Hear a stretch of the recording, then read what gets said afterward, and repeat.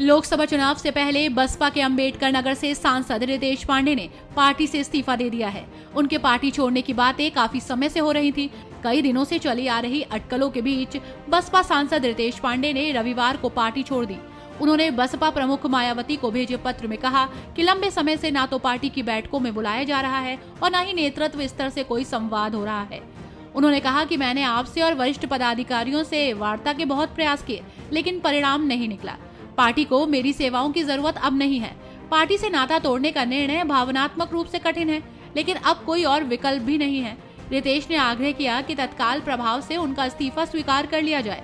आपको बताते चले कि बीते विधानसभा चुनाव में रितेश के पिता पूर्व सांसद राकेश पांडे ने बसपा छोड़कर सपा ज्वाइन कर लिया था। वे सपा के टिकट पर जलालपुर से विधायक भी चुन लिए गए।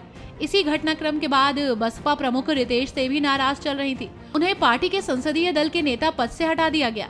नतीजा ये हुआ कि पार्टी के कार्यक्रमों आदि से भी उनकी दूरी बन गई। उत्तर प्रदेश के डिप्टी सीएम ब्रजेश पाठक और अन्य बीजेपी नेताओं की मौजूदगी में बीएसपी सांसद रितेश पांडे बीजेपी में शामिल हो गए।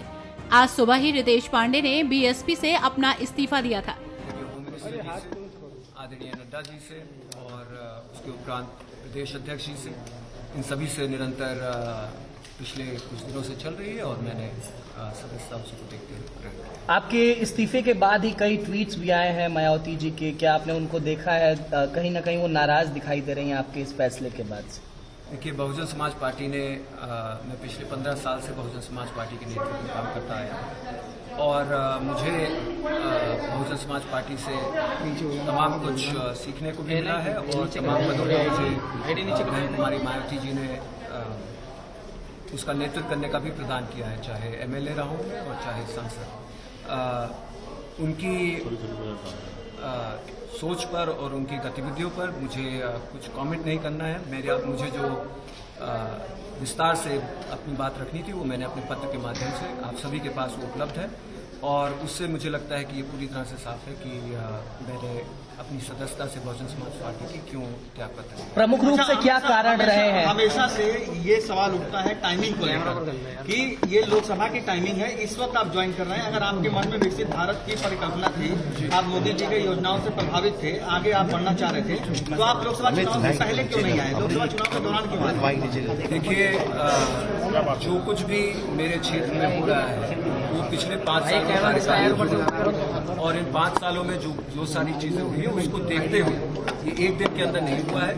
ये पिछले 5 सालों के अंदर धीरे धीरे इन प्रयासों को हम धरातल पे देखने का कार्य कर रहे हैं और जाहिर सी बात है जब उसका मूल्यांकन होगा तो एक स्वाभाविक रूप से एक लंबे समय का मूल्यांकन और उस मूल्यांकन को देखते हुए मुझे लगता है कि मेरे क्षेत्र अम्बेडकर नगर के अंदर अगर आज 2 औद्योगिक क्षेत्र आ रहे हैं और उसके साथ साथ Purvanchal expressway, Gorakhpur link expressway और तमाम विद्यालय, स्कूल और आवास योजनाएं जो कि धरातल पे देखने को मिलता है।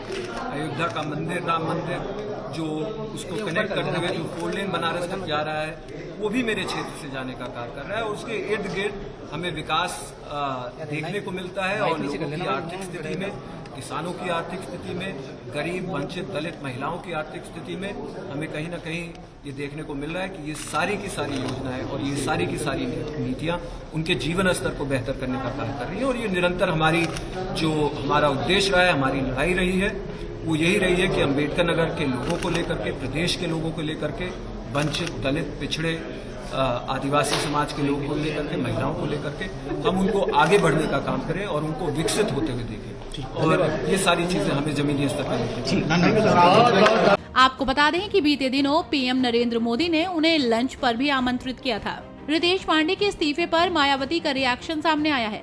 उन्होंने रितेश का नाम लिए बिना ही एक्स पर लिखा, अब बीएसपी के सांसदों को इस कसौटी पर खरा उतरने के साथ ही स्वयं जांचना है, क्या उन्होंने अपने क्षेत्र की जनता का सही ध्यान रखा, क्या अपने क्षेत्र में पूरा समय दिया, साथ ही क्या उन्होंने पार्टी और मूवमेंट के हित में समय समय पर दिए गए दिशा निर्देशों का सही से पालन किया है। ऐसे में अधिकतर लोकसभा सांसदों का टिकट दिया जाना क्या संभव है, खासकर तब जब वे स्वयं अपने स्वार्थ में इधर उधर भटकते नजर आ रहे हैं और नेगेटिव चर्चा में हैं।